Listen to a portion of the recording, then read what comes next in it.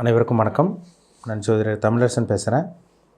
இந்த channel first time பார்க்குறவங்களா இருந்தீங்கன்னா சப்ஸ்கிரைப் பண்ணிக்கோங்க, பெல் பட்டனை கிளிக் பண்ணிக்கோங்க, ஆளுங்கிற ஆப்ஷன் இருக்கும் அதையும் செலக்ட் பண்ணிக்கோங்க. அப்போ தான் நாங்கள் போடுற பதிவுகள் எல்லாமே உங்களை வந்து சேரும்.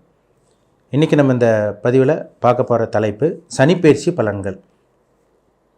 சனிப்பெயர்ச்சி பலன்கள் 2025 மீனராசி நேயர்களுக்கு எப்படி இருக்குன்னு பார்க்க போகிறோம். மீனராசிக்கு வந்து பாருங்கள், சனி உங்கள் ராசிக்கு 11 மற்றும் 12ஆம் அதிபதியாக வருவார். லாபத்தை கொடுக்குற கிரகம் சனி தான், விரயத்தை கொடுக்குற கிரகம் சனி தான். இப்போ ஒரு 12ஆம் இடமான விரயஸ்தானத்தில் இருக்கார். வர்ற மார்ச் மாதம் 29ஆம் தேதி 2025 சனிக்கிழமை இரவு 9:44 வந்து பார்த்திங்கன்னா சனி ராசிக்கு 12 இருக்க சனி உங்கள் ஜென்ம ராசிக்கு வந்துடுவார். அதாவது கும்பத்தில் இருக்க சனி மீன ராசிக்கு வந்துடுவார். ஜென்ம சனி இப்போ வந்து விரய சனியில் இருக்கீங்க. எல்லா மீன ராசிக்காரங்களும் வந்து பார்த்திங்கன்னா கஷ்டத்தில் தான் இருக்கீங்க. 2023-24 இந்த 2 வருஷமாக உங்களுக்கு சொல்லிக்கிற மாதிரி எதுவும் கிடையாது. நிறைய பேத்துக்கு அறுவை சிகிச்சை நடந்தது, விபத்தை சந்திச்சிங்க, ஆக்சிடெண்ட் ஆச்சு, நிறைய நஷ்டங்கள், விரயங்கள், பணம் இருக்கிற பணமெல்லாம் சனி வந்து அப்படியே கரைச்சி விட்டுட்டே போயிட்டே இருந்தார். அதான் உண்மை. பணத்தை சேர்த்து வச்சுட்டு இருந்தவங்கலாம் பாருங்கள், ஒவ்வொரு செலவாக அப்படியே ஒரு செலவு இருந்தால் இன்னொரு செலவு வரும். அதுக்கு அடுத்தடுத்து செலவு மேலே செலவு உங்களுக்கு வந்துகிட்டே இருந்தது கடந்த ஒரு 2 வருஷமாக. அசிங்கமானங்கள், தேவையில்லாத பிரச்சனைகள், வம்பு வழக்கு பிரச்சனைகள், நிறைய விரயங்கள், இதெல்லாமே ஒரு பக்கம் நடந்தது ஒரு சில பேர்த்துக்கு. ஒரு சில பேர் வீடு வாங்கினீங்க 2023-24 பாருங்கள். 2 வருஷத்துக்குள்ளே கண்டிப்பாக ஒரு சில மீனராசிக்காரங்க கண்டிப்பாக வீடு வாங்கியிருப்பீங்க. ஏதோ ஒன்று செலவு சனி உங்களுக்கு வச்சுருக்கும். வீடு வாங்கியிருப்பீங்க, அல்லது நிலம் வாங்கியிருப்பீங்க, அல்லது வாகனம் வாங்கியிருப்பீங்க, வாகனத்தை மாற்றிருப்பீங்க, இல்லை வீடு இடித்து ஆல்ட்ரேஷன் பண்ணியிருப்பீங்க. ஏதோ ஒரு செலவு சனி கொடுத்துருக்கும். அதனால தான் அவருக்கு பேர் வந்து பார்த்திங்கன்னா விரய சனின்னு சொல்கிறாங்க. விரய சனின்னு என்ன? கர்மா அமைப்புப்படி கர்மா கிரகம் 12ஆம் இடத்துலேருந்து விரயத்தை கொடுக்க போகிறாருன்னு அர்த்தம். அதுக்கு பேர் தான் விரய சனி. 7.5 சனியில் உங்களுக்கு வந்து பார்த்திங்கன்னா அது விரய சனின்னு சொல்லுவாங்க. நீங்கள் ஃபஸ்ட் ரவுண்டாக 7.5 சனியில் முதல் சுற்றில் இருக்கீங்களா, 2வது ரவுண்டில் இருக்கீங்களா, 3வது ரவுண்டில் இருக்கீங்களான்னு பார்த்துக்குங்க. அது ரொம்ப முக்கியம். மங்கு சனி, பொங்கு சனி, அந்திம சனி இந்த மாதிரி சொல்லுவாங்க. அப்போ வந்து 12ஆம் இடத்துல இருக்க சனி உங்கள் ராசி மேலே வரப்போகிறார். இந்த காலகட்டம் தான் ஒரு முக்கியமான காலகட்டம். உங்களுக்கு கவனமாக இருக்கக்கூடிய காலகட்டமாக இருக்கும். ஜென்ம சனி வந்து பார்த்திங்கன்னா உங்கள் ராசிக்குள்ளே வந்து சனி வர்றார். அதுக்கு பேர் ஜென்ம சனின்னு சொல்கிறோம். ராசிங்கிறதுனா உடல். அப்போ உங்கள் உடம்புக்குள்ளே சனி போகிறார். அந்த வைப்ரேஷன் உங்கள் உடம்புல இருக்க போகுது. ஒரு இருள் கிரகத்தோட தாக்கத்தில் இருக்க போகிறீங்க அப்படின்னு அர்த்தம். அப்போ இந்த காலகட்டங்கள்லாம் ரொம்ப கவனமாக இருக்கணும். எப்பவுமே வந்து பாருங்கள், விரய சனி, ஜென்ம சனி, பாத சனி, இந்த 3 ரவுண்டில் அந்த நடுவில் அந்த வரக்கூடிய இந்த ஜென்ம சனியில் தான் அங்கே பிரச்சனையே வரும். ஒரு மனுஷனை போட்டு புழிஞ்செடுக்கிறதே அந்த காலகட்டம் தான். வாழ்க்கைக்கு தேவையான அத்தனை அனுபவங்களையும் அந்த சனி கற்றுக் கொடுக்கும் அந்த டைமில்.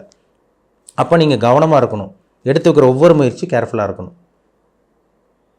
தொழில் ஆரம்பிச்சிடாதீங்க. மீனராசினியர்கள் இந்த காலகட்டங்களில் தொழில் ஆரம்பிக்கவே கூடாது. வேலையை மாற்றவே கூடாது. தொழிலை மாற்றுறேன், ஒரு 1 லட்ச ரூபா போடுங்க, நான் 10 லட்ச ரூபா சம்பாதிக்கிறேன்னு சொல்கிறாங்க அப்படின்னாலாம் போனீங்கன்னா கண்டிப்பாக இந்த இருக்கிற காசெல்லாம் தொலைச்சிட்டு தான் வருவீங்க. யாரையும் நம்பாதீங்க.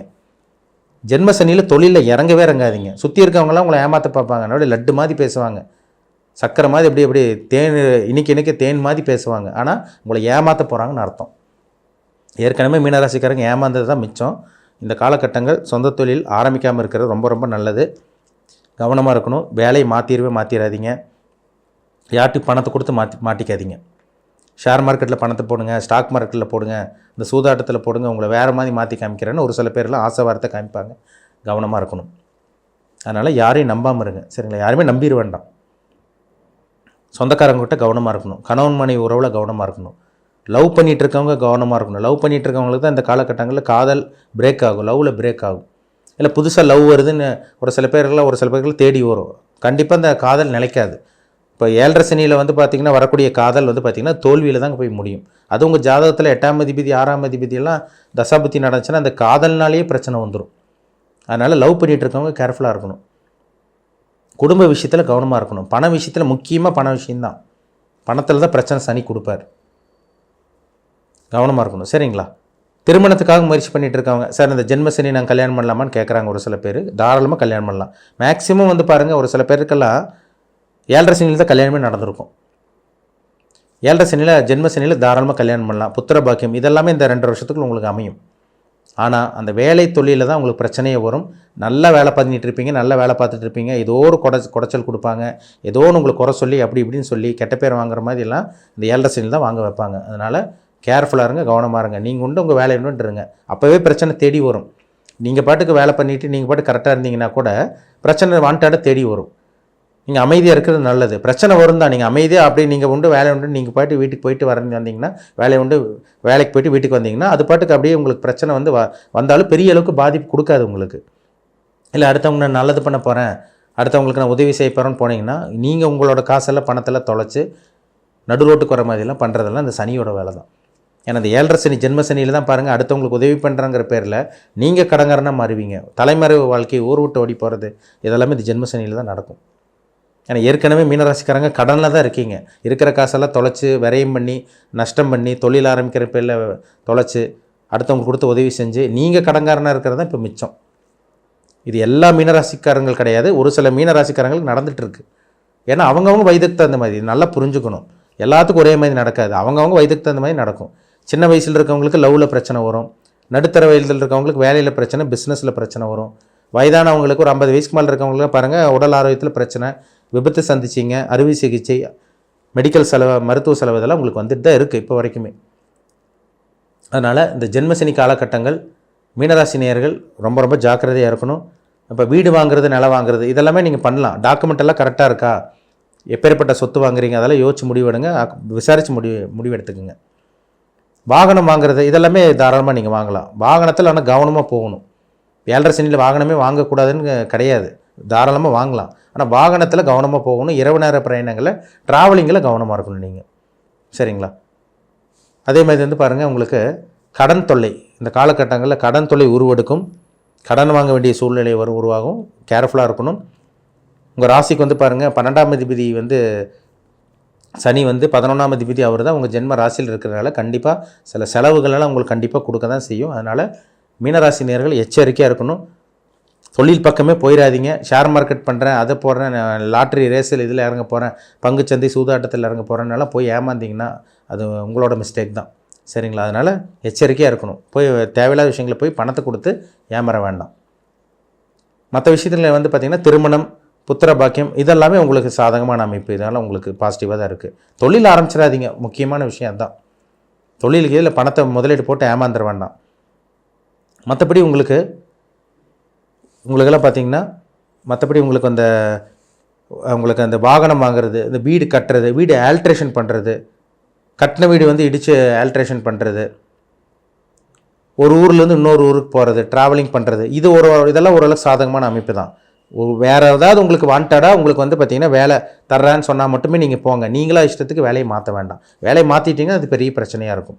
ஒரு சில பேர்த்துக்கு இந்த ஊரை விட்டு இன்னொரு ஊருக்கு போய் வேலை பார்க்குறது, ஒரு சில கும்பத்தில் இருக்க சனி வந்து மீனராசிக்கு போகிறனால உங்களுக்கு கண்டிப்பாக ஒரு சில பேர்த்துக்கு இந்த மாதிரி அமையும். ஏன்னா கும்பத்தில் இருக்க சனி வந்து பாருங்கள் இப்போ மீனராசிக்கு வர்றாரு. அப்போ கண்டிப்பாக வந்து பாருங்கள் ஒரு சில மீனராசி நேயர்களுக்கு வந்து பார்த்திங்கன்னா அது கும்பத்தில் இருக்க சனி 12ஆம் இடத்துல இருந்தார், இப்போ உங்களுக்கு ஜென்ம ராசிக்கு வர்றாரு.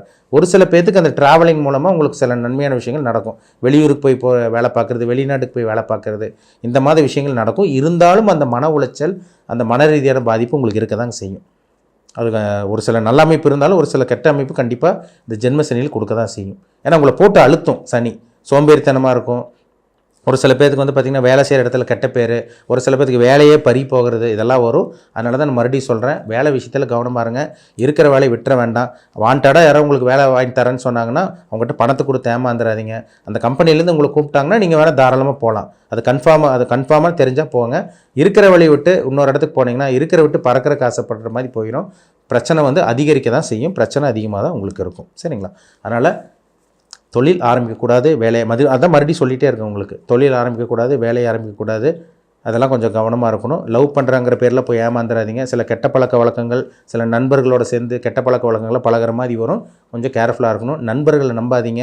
கூட்டு தொழில் ஆரம்பிக்கணுங்கிறவங்க மாமா மச்ச பங்காளி சொந்தக்காரங்களோட சேர்ந்து பண்ணுறது, நண்பர்களோடு சேர்ந்து பண்ணுறது, அந்த விஷயத்துக்கெல்லாம் போய் ஏமாந்துட வேண்டாம். பண விஷயத்தில் ரொம்ப ரொம்ப ஜாக்கிரதையாக கவனமாக இருங்க.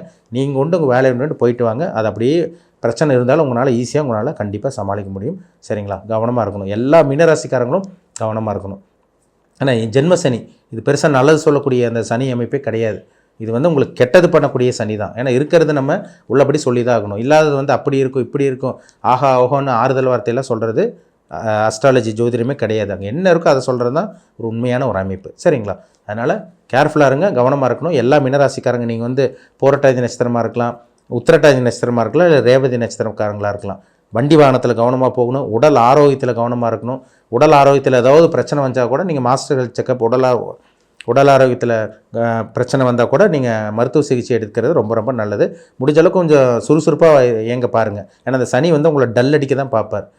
சுறுசுறுப்பாக உங்கள் அடிக்கடி எக்ஸசைஸ் பண்ணுங்கள். வாக்கிங், ஜாகிங், ரன்னிங், யோகா, தியானம் செய்கிறது, இறை வழிபாடு, ஆஞ்சநேயர் வழிபாடு, விநாயகர் வழிபாடு, உங்கள் இஷ்டதெய்வ குலதெய்வ வழிபாடு இதெல்லாம் பண்ணிக்கிறது ஒரு நல்ல உங்கள் மனசுக்கு ஒரு நிம்மதி கண்டிப்பாக கொடுக்கும் உங்களுக்கு. சரிங்களா? அது ரெகுலராக ஃபாலோ பண்ணிக்கிங்க. முடிஞ்ச அளவுக்கு சுறுசுறுப்பாக எங்கிறதுக்கு பாருங்கள். இந்த சனி வந்து உங்களை போட்டு அமுத்த தான் பார்க்கும், டல் அடிக்க தான் பார்க்கும். அதனால் கேர்ஃபுல்லாக இருக்கணும். மனக்குழப்பத்தை கண்டிப்பாக கொடுக்கும். அதனால் யாரையும் நம்ப வேண்டாம். பண விஷயத்தில் கவனமாக இருக்கிறது ரொம்ப ரொம்ப நல்லது. சரிங்களா? உங்கள் தனிப்பட்ட ஜாதகத்தில் என்ன தசாபுத்தி போகுது, இப்போ உங்கள் வயசு என்ன, மீனராசிக்காரங்க உங்கள் ஏஜில் என்ன ஏஜில் இருக்கீங்க, என்ன லக்னத்தில் பிறந்திருக்கீங்க, இனிமேல் உங்கள் வாழ்க்கையில் என்னென்னலாம் நடக்க போகுது, என்னென்ன சம்பவங்கள்லாம் நடக்கும், நல்லது நடக்குமா கெட்டது நடக்குமா, நல்ல கர்மாவில் பிறந்திருக்கீங்களா கெட்ட கர்மாவில் பிறந்திருக்கீங்களா, என்ன பண்ணணும் என்ன பண்ணக்கூடாது, என்னென்ன உங்கள் வாழ்க்கையில் என்னென்ன சம்பவங்களால் என்னென்ன காலகட்டங்கள் நடக்கும், இதெல்லாமே பார்த்து தெளிவாக தெரிஞ்சுக்குங்க. ஏன்னா ஒரு தனிமனிதனுடைய ஜாதகம் ரொம்ப முக்கியம். நவகிரகங்களை தான் மனுஷனை ஆட்டி படைச்சிட்டு இருக்கு.